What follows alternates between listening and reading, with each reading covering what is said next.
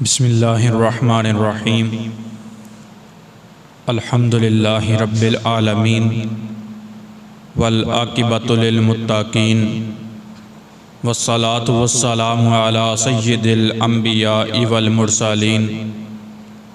اما بعد فاعوذ باللہ من الشیطان الرجیم بسم اللہ الرحمن الرحیم ما كان محمد ابا احد من رجالكم ولكن رسول الله وخاتم النبيين وكان الله بكل شيء عليما صدق الله العظيم وصدق رسوله النبي الكريم الامين ان الله وملائكته يصلون على النبي يا ايها الذين آمنوا صلوا علیہ وسلموا تسلیما الصلاۃ والسلام علیک یا سیدی یا رسول اللہ وعلی آلک واصحابک یا نورا من نور اللہ الصلاۃ والسلام علیک یا سیدی یا خاتم النبیین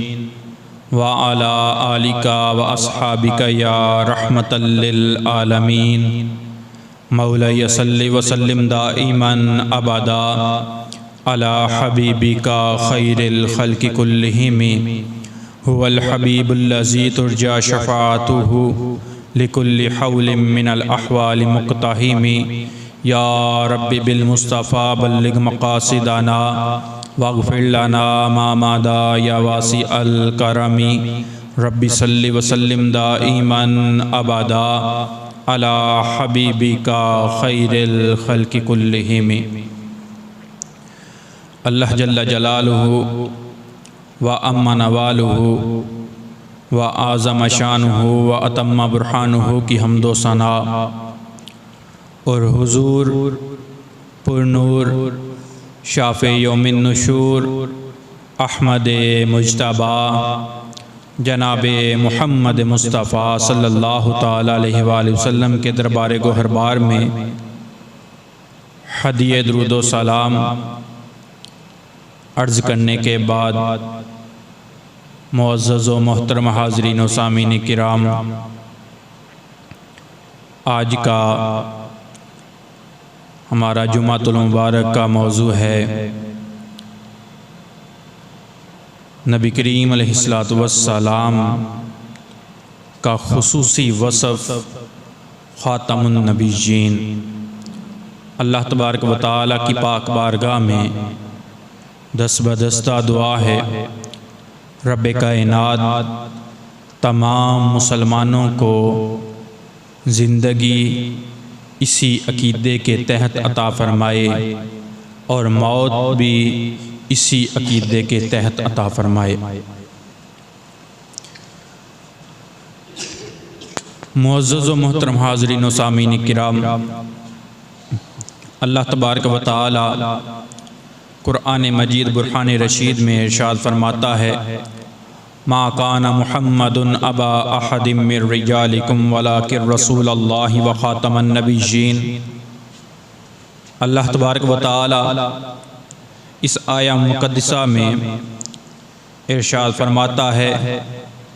ما کان محمد ابا احد من رجالکم، میرا محبوب تم مردوں میں سے کسی کا باپ نہیں ہے، ولیکن رسول اللہ، اور لیکن اللہ کا عظیم الشان رسول ہے، وخاتم النبیین، اور آخری نبی ہے، وکان اللہ بکل شیء علیما، اللہ تعالی ہر چیز کو خوب اچھی طرح جانتا ہے۔ یہ آیہ مبارکہ بڑی مشہور و معروف آیہ مبارکہ ہے۔ الحمدللہ مسلمان جب بھی ایصال ثواب کے لیے ختم شریف کا اہتمام کرتے ہیں، ختم شریف پڑھتے ہیں، تو ہر ختم پاک میں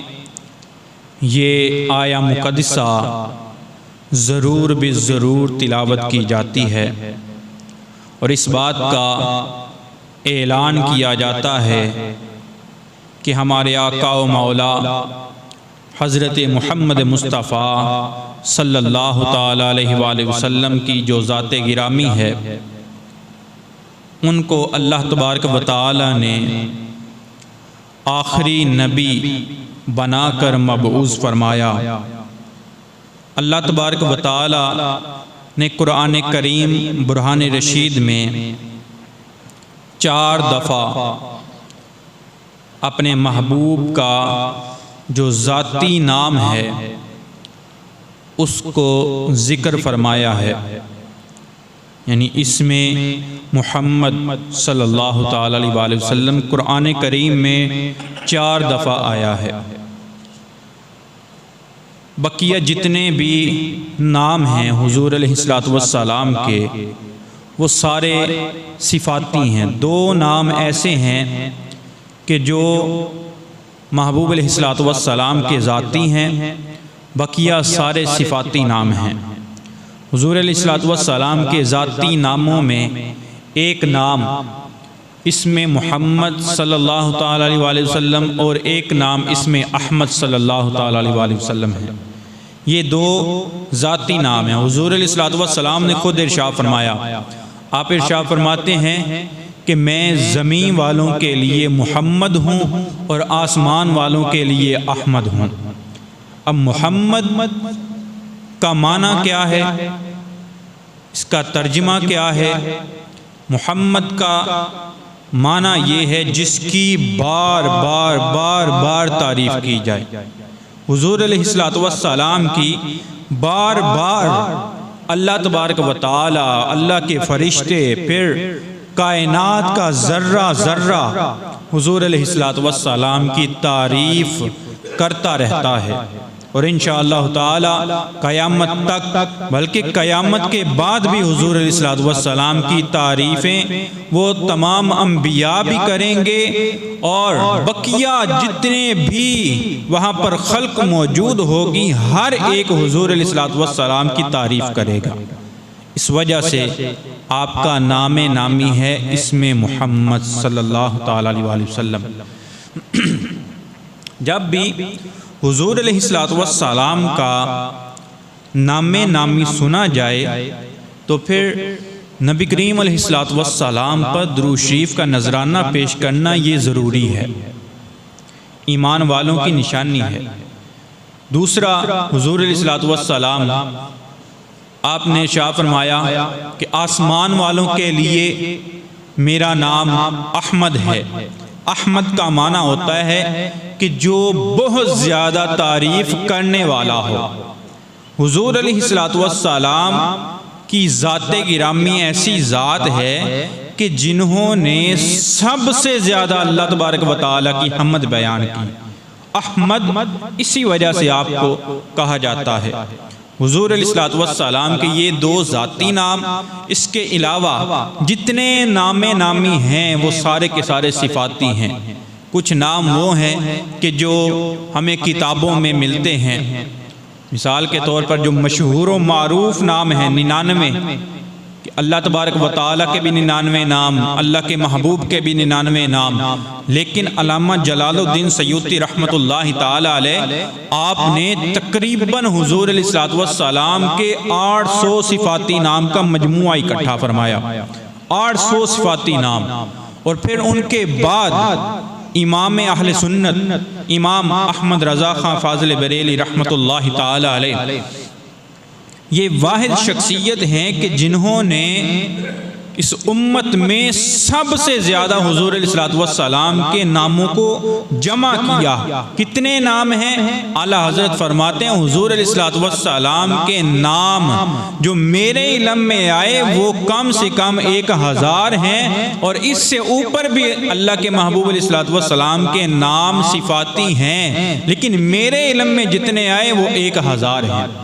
حضور علیہ السلام کے لیے اللہ تبارک و تعالی نے کائنات بنائی۔ انہی وصفوں میں، انہی خاصوں میں ایک خاصہ حضور علیہ السلام کا یہ ہے، اللہ تبارک و تعالی نے آپ کو خاتم النبیین بنا کر بھیجا ہے۔ خاتم النبیین، سب سے پہلے نبی جو اس دنیا میں تشریف لائے حضرت آدم علیہ السلام ہیں۔ پھر حضرت آدم علیہ السلام کے بعد انبیاء کرام کا سلسلہ چلتا رہا، آخر میں جا کر حضور علیہ السلام کی تشریف آوری ہوئی۔ یہ اللہ تعالیٰ کا خصوصی فضل ہے حضور علیہ السلام پر کہ بنایا سب سے پہلے لیکن بھیجا سب سے آخر میں۔ یہ نبی کریم علیہ السلام کا خاصہ ہے۔ حضور علیہ السلام صرف انسانوں کے لیے رسول نہیں بلکہ حضور علیہ السلام کائنات کے ذرے ذرے کے لیے رسول بن کر آئے۔ حضور علیہ السلام فرشیوں کے لیے، عرشیوں کے لیے، ہر چیز کے لیے اللہ کے رسول بن کر تشریف لائے، اور یہ وہ منصب ہے کہ جو صرف اور صرف محبوب علیہ السلام کو ملا ہے۔ آپ کے علاوہ یہ منصب کسی اور کو اللہ تبارک و تعالی نے نہیں عطا فرمایا۔ رب تعالیٰ قرآن پاک میں ارشاد فرماتا ہے ما کان محمد ابا احد من رجالکم ولکن رسول اللہ و خاتم النبیین، کہ میرے محبوب تم مردوں میں سے کسی مرد کے باپ نہیں ہیں اور اللہ کے رسول ہیں اور خاتم النبیین ہیں، یعنی بالکل آخری نبی ہیں۔ ختم نبوت کے حوالے سے اللہ تعالیٰ نے جو واضح طور پر قرآن کریم میں یہ اعلان ارشاد فرمایا ہے، ان آیات میں ایک آیہ مبارکہ یہ ہے۔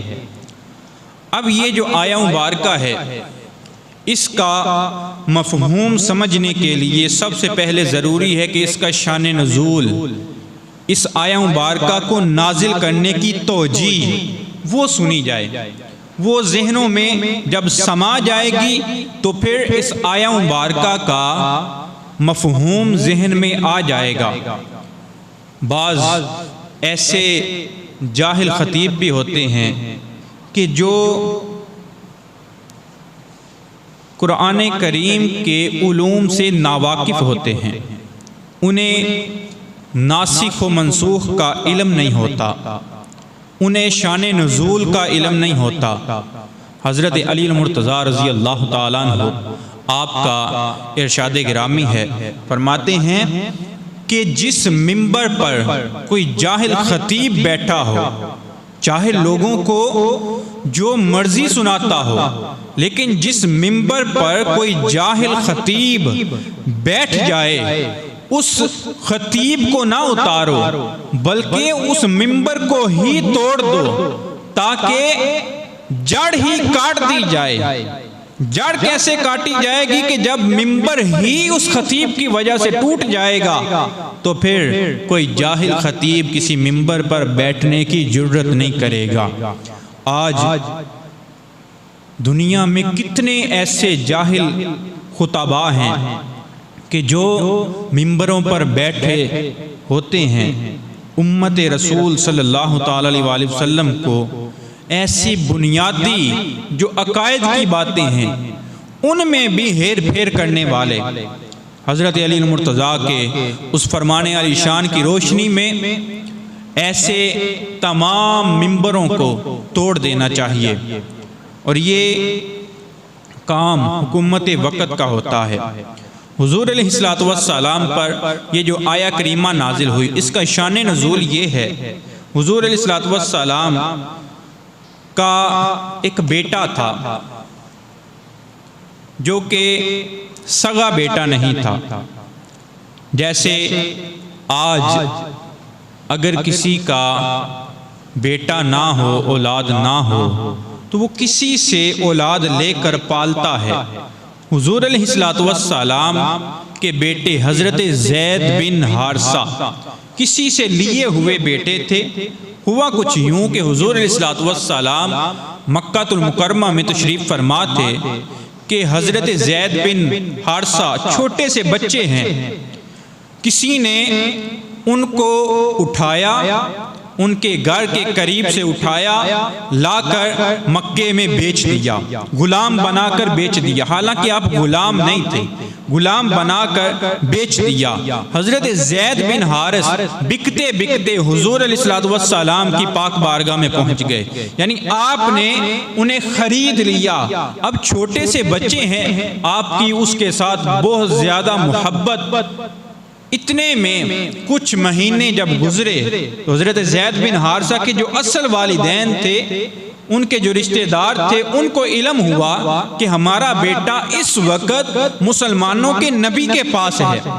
وہاں سے بکتا بکتا وہاں پر پہنچ چکا ہے، اور وہ بڑے امین اور صادق ہیں، لہٰذا ہم ان کے پاس جاتے ہیں، جا کر اپنے بیٹے کا سوال کرتے ہیں، وہ رحمت للعالمین ہیں، وہ ہمیں ہمارا بیٹا واپس کر دیں گے۔ اب باپ، چچا، ماموں حضرت زید بن حارثہ کے حضور علیہ الصلوۃ والسلام کی پاک بارگاہ میں حاضر ہوئے۔ حاضر ہو کر انہوں نے گزارش پیش کی کہ آپ کے پاس ہمارا بیٹا موجود ہے، ہم گزارش پیش کرتے ہیں کہ ہمارا بیٹا جو کہ وہاں سے اٹھایا گیا تھا، اغوا کیا گیا تھا، اغوا کر کے بیچ دیا گیا اور بکتا بکتا آپ کے پاس آ گیا، آپ ہمیں ہمارا بیٹا واپس کر دیں۔ حضور علیہ الصلوۃ والسلام کی اتنے میں حضرت زید بن حارثہ سے اور حضرت زید بن حارثہ کی محبت حضور علیہ الصلوۃ والسلام سے بڑی زیادہ تھی، حالانکہ بالکل چھوٹے سے بچے ہیں لیکن محبت بہت زیادہ تھی۔ حضرت زید بن حارثہ کو حضور علیہ الصلوۃ والسلام نے بلایا، حضرت زید دوڑتے ہوئے آئے، آ کر عرض کرتے ہیں یا رسول اللہ حکم فرمائیے۔ نبی کریم علیہ الصلوۃ والسلام نے ارشاد فرمایا اے زید، یہ جو لوگ آئے ہیں انہیں جانتے ہو یہ کون ہیں؟ حضرت زید عرض کرتے ہیں یا رسول اللہ میں انہیں جانتا ہوں، یہ میرے والد ہیں، یہ میرے چچا ہیں، یہ میرے ماموں ہیں، یا رسول اللہ میں انہیں جانتا ہوں۔ حضور علیہ الصلوۃ والسلام نے ارشاد فرمایا زید یہ تمہیں لینے آئے ہیں، یہ تمہیں لینے آئے ہیں۔ حضرت زید بچپن کی حالت میں محبت رسول میں رو پڑے، عرض کرتے ہیں یا رسول اللہ مجھے پتا ہے یہ میرے والد ہیں، والد کے ساتھ بڑی محبت ہوتی ہے، مجھے پتہ ہے یہ میرے چاچو ہیں، بڑی محبت والے ہیں، مجھے پتہ ہے یہ میرے ماموں ہیں، بڑی محبت کرنے والے ہیں مجھ سے، لیکن یا رسول اللہ جو محبت مجھے آپ سے ملی ہے مجھے اب کسی اور محبت کی ضرورت نہیں، یا رسول اللہ میں اپنے خاندان واپس نہیں جانا چاہتا، میں آپ کے پاس ہی رہنا چاہتا ہوں۔ حضور علیہ الصلوۃ والسلام آپ نے جب یہ الفاظ سنے چھوٹے بچے کے حضرت زید بن حارثہ کے، تو پھر آپ نے حضرت زید بن حارثہ کے والد، چاچا اور ماموں ان تینوں کو جواب دیا کہ اب میں کچھ نہیں کر سکتا، یہ فیصلہ زید کا اپنا ہے، میں کچھ نہیں کر سکتا۔ ہوا کچھ یوں پھر کہ وہ تینوں جو لینے آئے تھے وہ محبت رسول، اپنے بیٹے کی محبت حضور علیہ الصلوۃ والسلام کے ساتھ جو ہے وہ دیکھ کر وہ بھی کلمہ پڑھ کر مسلمان ہو گئے، کلمہ پڑھا مسلمان ہو گئے، شرف صحابیت سے متصف ہو گئے۔ حضور علیہ الصلوۃ والسلام نے ارشاد فرمایا اب زید کو میرے پاس ہی رہنے دو۔ حضرت زید کو حضور علیہ الصلوۃ والسلام نے اپنے بیٹوں کی طرح پالا، بڑے ہوئے، جب بڑے ہوئے تو حضرت زید بن حارثہ آپ کی شادی کی، حضور علیہ الصلوۃ والسلام نے نکاح کیا حضرت زینب کے ساتھ۔ ایک بیٹی حضور علیہ الصلوۃ والسلام کی بھی ہیں جن کا نامی زینب ہے، لیکن حضور علیہ الصلوۃ والسلام کی ایک صحابیہ بھی ہیں جن کا نام حضرت زینب رضی اللہ تعالی عنہا، ان کے ساتھ شادی ہوئی، شادی نہیں بنا سکی، کچھ معاملات ایسے ہوئے کہ حضرت زید نے کچھ عرصے کے بعد طلاق دے دی۔ جب طلاق دی تو پھر جب عدت گزر گئی، حضور علیہ الصلوۃ والسلام نے اس طلاق شدہ عورت صحابیہ کے ساتھ خود نکاح فرمایا۔ اب جب یہ معاملہ ہوا تو پھر پورے مدینے میں یہ شور اٹھا، یہودیوں نے شور اٹھا دیا کہ دیکھو یہ مسلمانوں کا کیسا نبی ہے کہ اپنے ہی بیٹے کی زوجہ کے ساتھ نکاح کر لیا، اسے اپنی بیوی بنا لیا۔ آپ نے جواب نہ ارشاد فرمایا، بلکہ جواب اللہ تبارک و تعالی نے قرآن پاک میں ارشاد فرما دیا۔ رب تعالی نے ارشاد فرمایا ما کان محمد ابا احد من رجالکم ولکن رسول اللہ و خاتم النبیین۔ سنو لوگو، میرا محبوب ایسا محبوب ہے کہ یہ تم مردوں میں سے کسی کا باپ نہیں، یعنی حضرت زید بن حارثہ حضور علیہ السلام کے سگے بیٹے نہیں، بلکہ کسی سے لیے ہوئے پالے ہوئے بیٹے ہیں، سگے بیٹے نہیں۔ حضور علیہ السلام کے سگے بیٹے 3، ایک روایت کے مطابق 2 ہوئے۔ حضور علیہ السلام کے سگے بیٹے ابھی تھوڑی عمر ہے، 1 یا 2 سال کی عمر میں سارے بیٹے آپ کے وفات پا گئے۔ حضور علیہ السلام نے خود ارشاد فرمایا، اگر میرا بیٹا ابراہیم، ایک بیٹے کا نام ابراہیم تھا، حضور علیہ السلام ارشاد فرماتے ہیں اگر میرا بیٹا ابراہیم زندہ ہوتا تو پھر میرے بعد وہ نبی ہوتا۔ اللہ تبارک و تعالی نے جڑ ہی کاٹ دی۔ ختم نبوت پر رب تعالی نے ایسی حکمتیں بیان کی، بیٹے عطا فرمائے، لیکن وہ چھوٹی عمر میں واپس لے لیے۔ واپس لینے کا مطلب کیا تھا کہ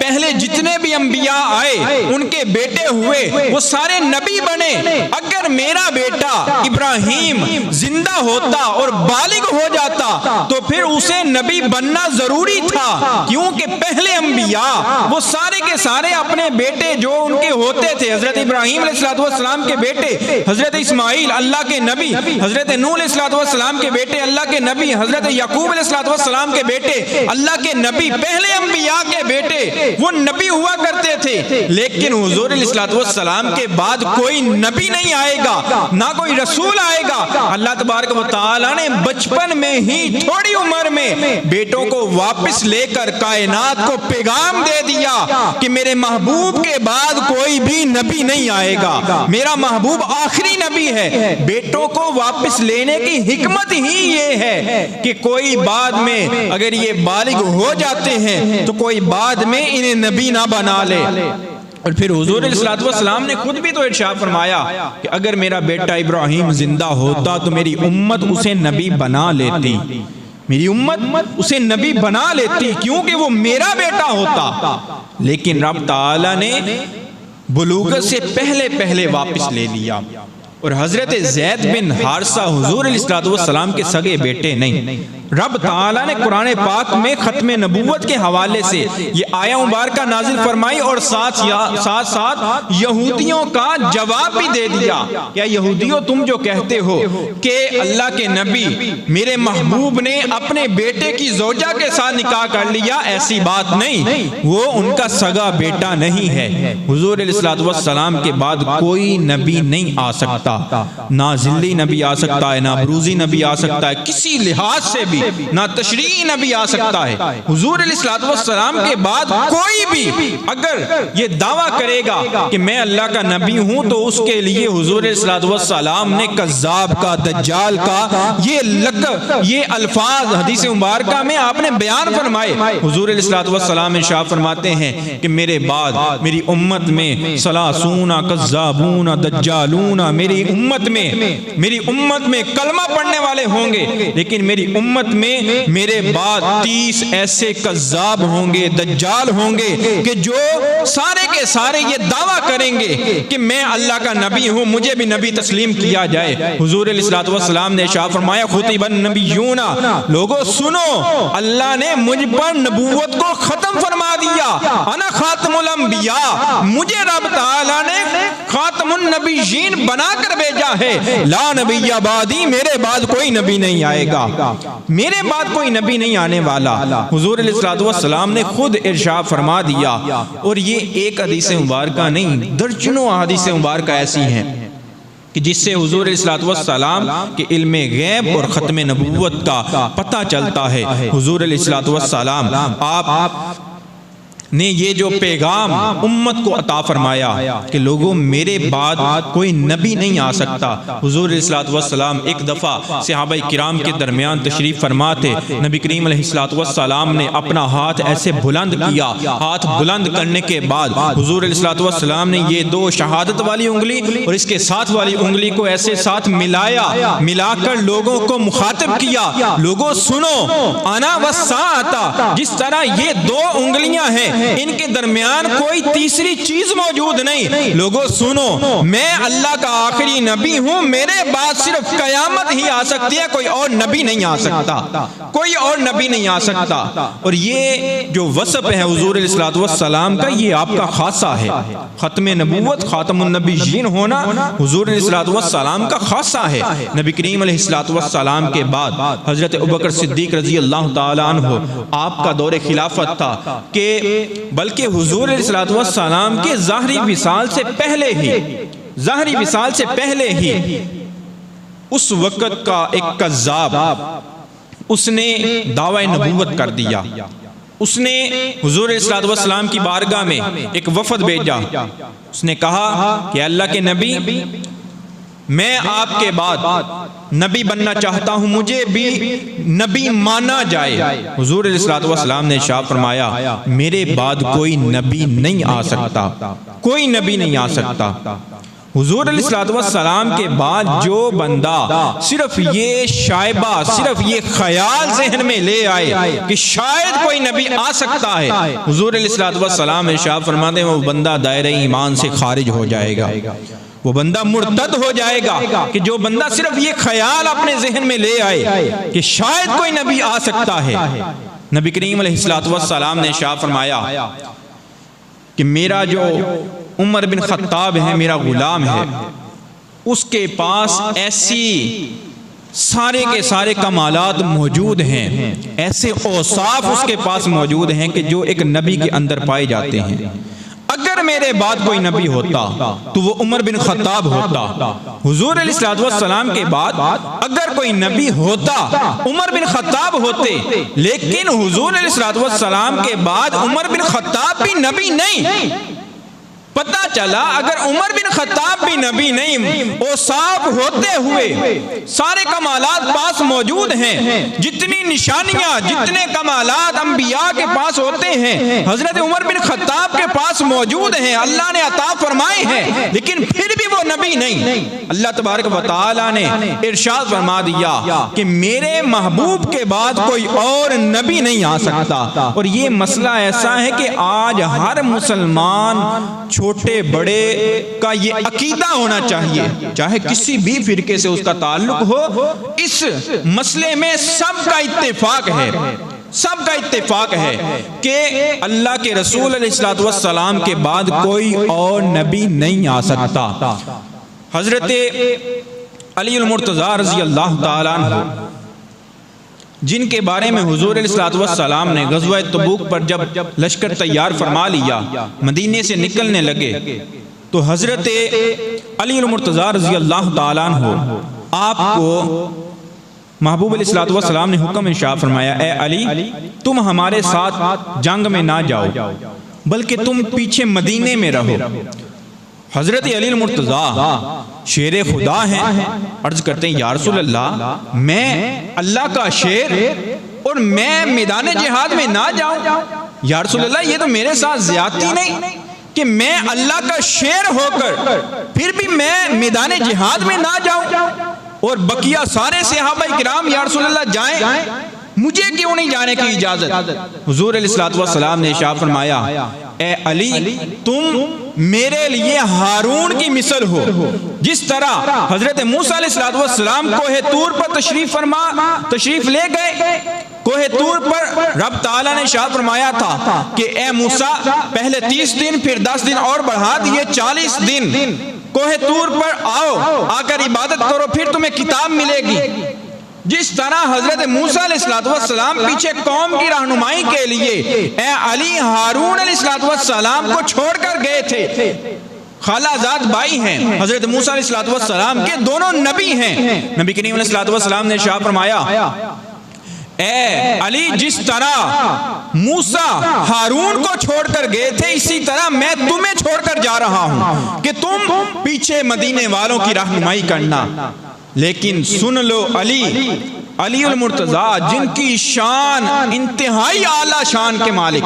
انتہائی اعلیٰ شان کے مالک، حضور علیہ الصلوۃ والسلام کے داماد بھی، حضور علیہ الصلوۃ والسلام کی آل آپ ہی کے آگے نسل سے چلی. حضور علیہ الصلوۃ والسلام نے بڑی شان عطا فرمائیں، لیکن ساتھ یہ بھی ارشاد فرمایا علی تم اس دفعہ میدان جہاد میں نہ جاؤ بلکہ مدینے میں رہ کر رہنمائی کرو، پیچھے والوں کی رہنمائی کرو. لیکن سن لو موسیٰ اور ہارون دونوں نبی تھے، علی تم نبی نہیں ہو سکتے،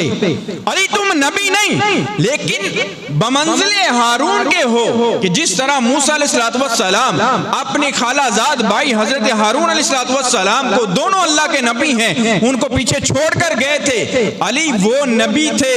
ہارون نبی تھے، تم نبی نہیں ہو سکتے کیونکہ میں آخری نبی ہوں، میرے بعد اور کوئی نبی نہیں آ سکتا. یہ جو ختم نبوت ہے اس پر بڑے پہلے دور میں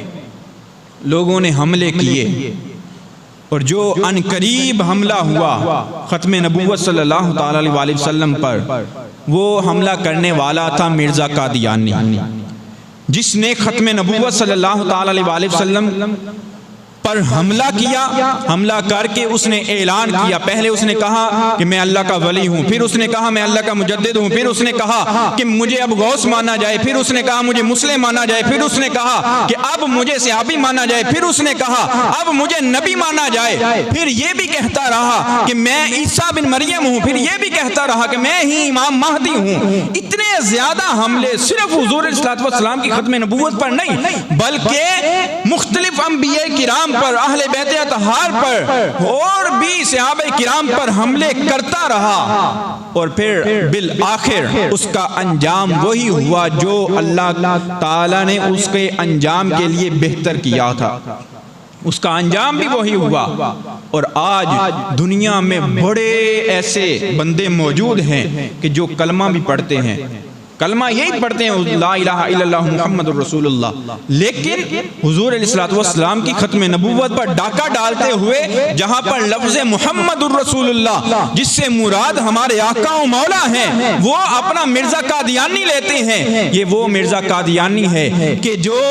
ختم نبوت پر ڈاکہ ڈالنے والا تھا. اور اس کو آگے کس طرح لایا گیا، کس طرح دین اسلام پر اس سے حملے کروائے گئے، یہ کہانی تو بہت لمبی ہے لیکن مختصر یہی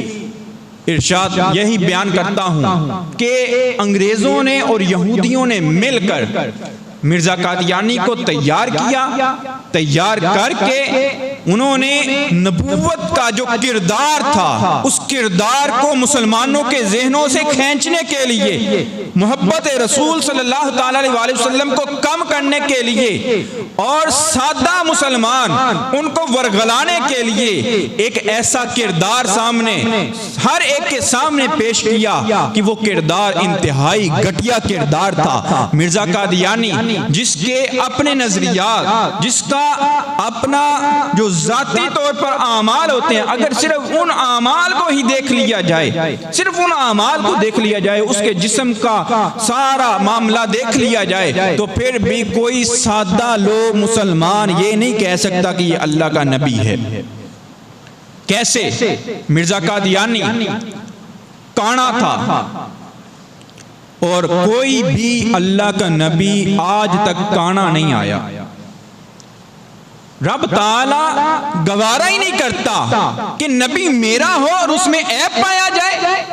ایسے نہیں ہو سکتا. مرزا قادیانی پھر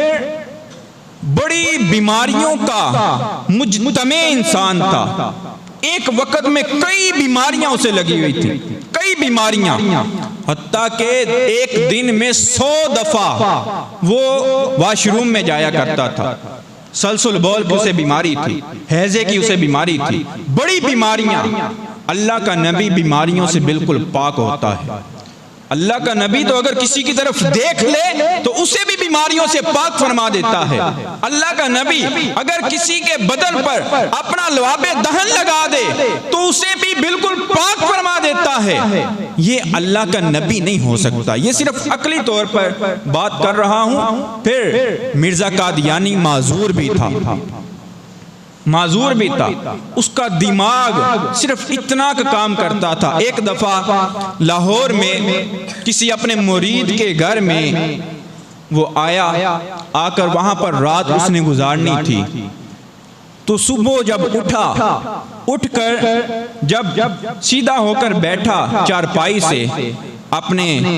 پیر نیچے لٹکائے، تو پھر اس نے اپنے مرید کو بلایا، اے مرید ادھر آ. وہ کہتا جی حضرت بتائیے. مرید کو کہنے لگا کہ میرا ایک جوتا نہیں مل رہا، میرا ایک جوتا نہیں ملا، میرا جوتا ڈھونڈ کے لاؤ. اب مرید پریشان، مرید ادھر بھاگتا ادھر دیکھتا، سارا مکان اس نے دیکھ لیا کہ شاید کسی نے اٹھا نہ لیا ہو، ادھر ادھر ہو نہ گیا ہو، شاید کوئی کتا نہ اٹھا کر لے کر گیا ہو. پورا محلہ اس نے دیکھ لیا، جوتا نہ ملا. تھوڑی دیر کے بعد دوبارہ مرزے نے اپنے مرید کو بلایا، اے میرے مرید ادھر آ، اب بتائیے کیا بات ہے مرزا. مرزا آگے سے کہنے لگا کہ یار جو تو جوتا ڈھونڈ رہا تھا وہ جوتا مجھے مل گیا ہے، جوتا مجھے مل گیا ہے. اب عقلی بیماری دیکھیے گا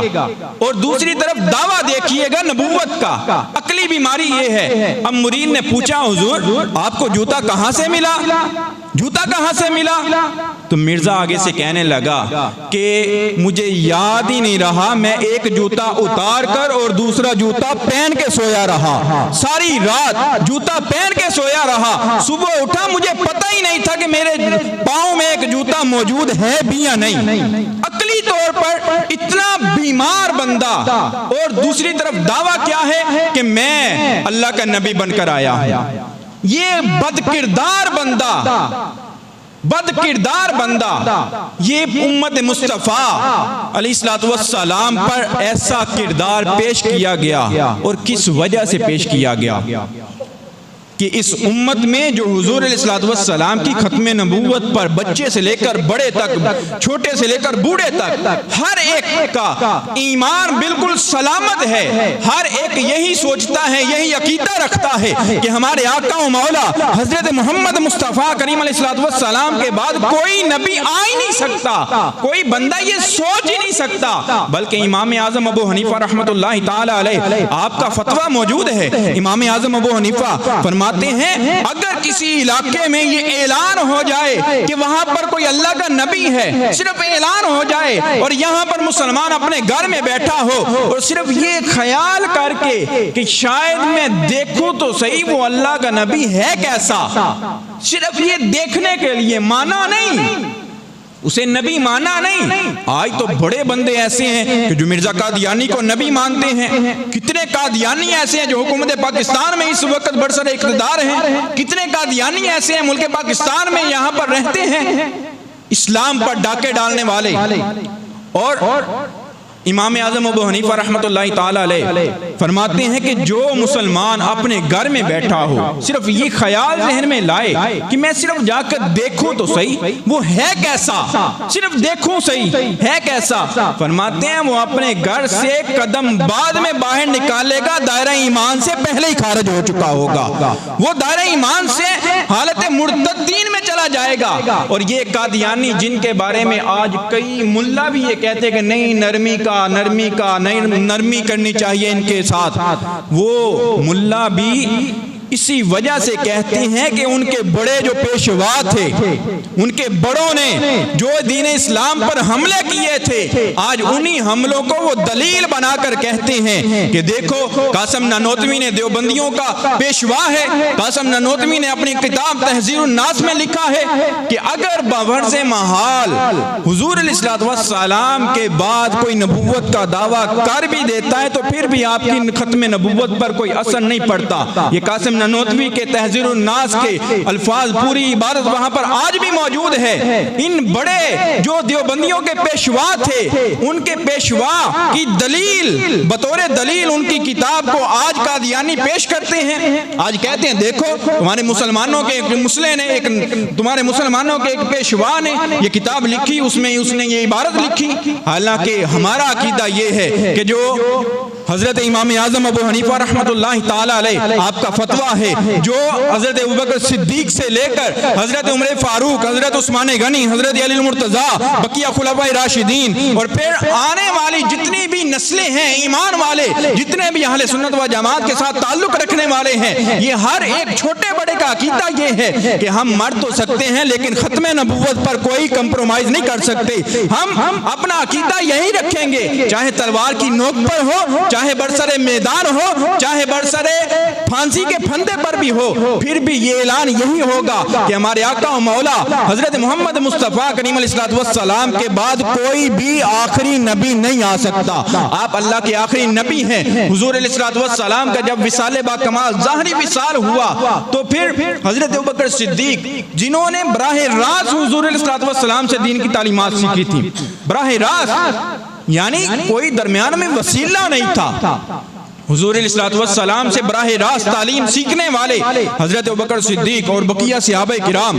سارے صحابہ کرام نڈال ہو چکے تھے۔ غم تھا، حضور علیہ السلام وفات پا گئے، ظاہری طور پر وصال فرما گئے۔ نبی کریم علیہ السلام آپ کا جسد اطہر جس جگہ پر، جہاں پر آج گنبد خضرا موجود ہے، یہیں پر موجود تھا۔ یہی حجرہ اماں جی عائشہ صدیقہ رضی اللہ تعالیٰ عنہما ہے، یہیں پر آپ کا جسد اطہر موجود تھا۔ حضور علیہ السلام آپ کے جسد اطہر، آپ کے سرحانے کے قریب کھڑے ہو کر حضرت ابوبکر صدیق نے 2 حرفی خطبہ ارشاد فرمایا، تمام مسلمانوں کو مخاطب کر کے ارشاد فرمایا، مسلمانوں سنو، تم النبوہ، نبوت ختم ہو گئی،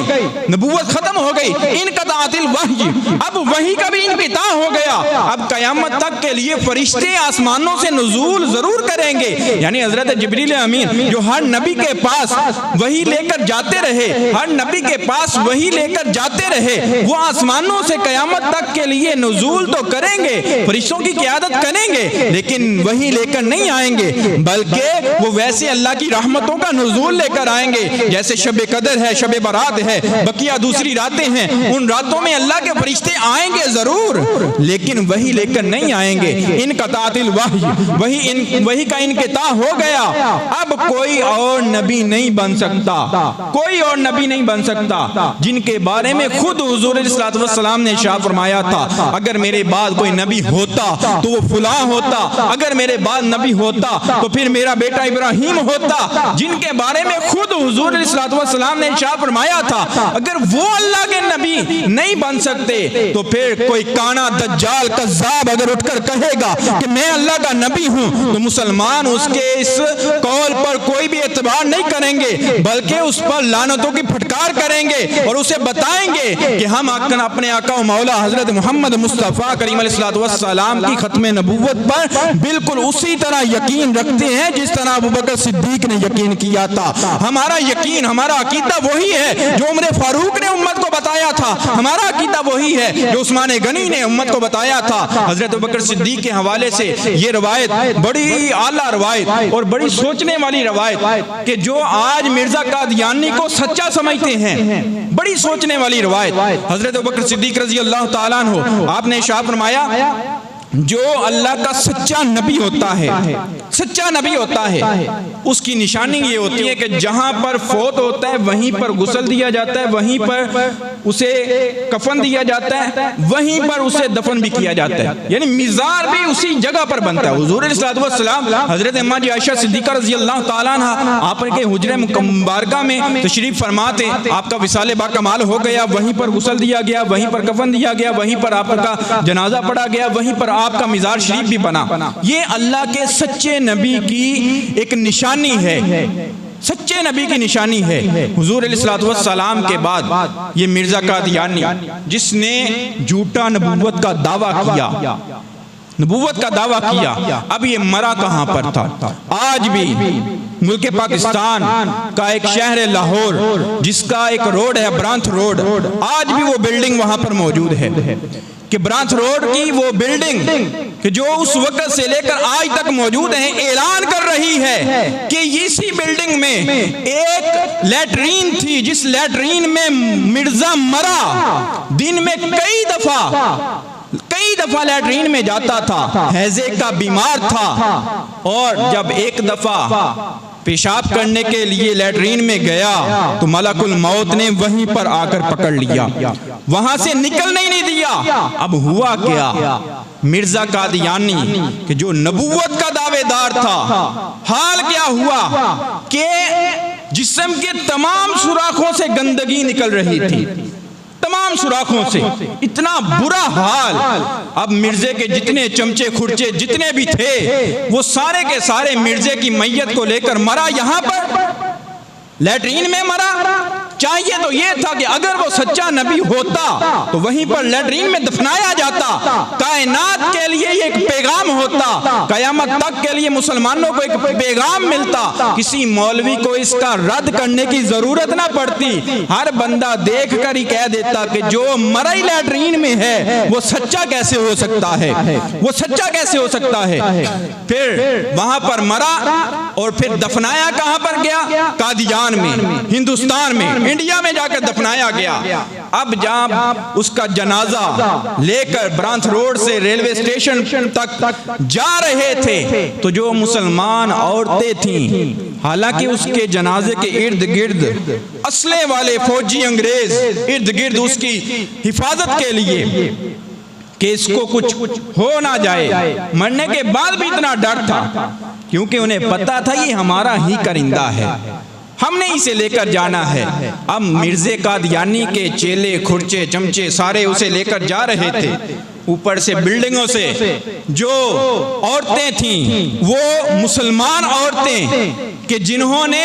گندگیاں اٹھا کر اپنے اپنے گھروں کا کوڑا اٹھا کر اس کے جنازے پر اوپر سے پھینکا اور سارے مسلمانوں کو بتایا کہ لوگوں، ہم اپنے آقا کریم علیہ السلام کی ختم نبوت پر ایمان رکھنے والے ہیں، ایمان رکھنے والے ہیں۔ آج یہ جو ختم نبوت کا کاز ہے یہ بڑا ہی پیچیدہ کاز بنایا جا رہا ہے، اس پر روز بروز حملے کیے جا رہے ہیں۔ پچھلی حکومت نے بھی اس پر حملہ کیا، اس حکومت نے بھی حملہ کرنے کی کوشش کی، لیکن حملہ نہیں ہو سکتا اور کامیاب بھی کوئی نہیں ہو سکتا، کیونکہ اس کا محافظ کوئی اور نہیں بلکہ خالق کائنات ہے۔ اللہ تبارک و تعالیٰ کی پاک بارگاہ میں دعا ہے رب کائنات ہم سب کو اسی عقیدے پر موت عطا فرمائے۔ وآخر دعوانا الحمدللہ رب العالمین۔